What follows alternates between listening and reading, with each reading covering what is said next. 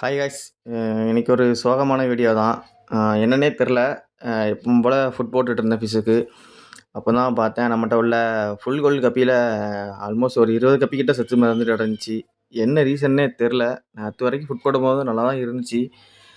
இன்னைக்கு காலையில இதுக்கு முன்னாடி நம்மட்ட அல்பினம் ஃபுல் ஒயிட்டு கப்பீஸ் இருந்துச்சு.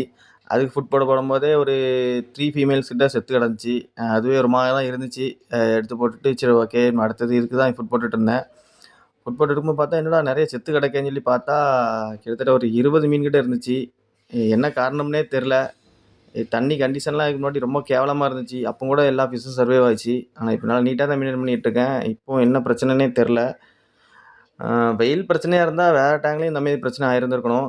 இது பக்கத்துல பிளாட்டினம் டம்போயர் இருக்க ஃப்ரிட்ஜ் பாக்ஸ் இருக்கு. அதுலயும் இவ்வளோ மீன் உண்டு. அதுலயும் ஒண்ணு கூட சாகல. ஆனா, இதுல மட்டும் செத்துருக்கு. என்ன காரணம்னே தெர்ல.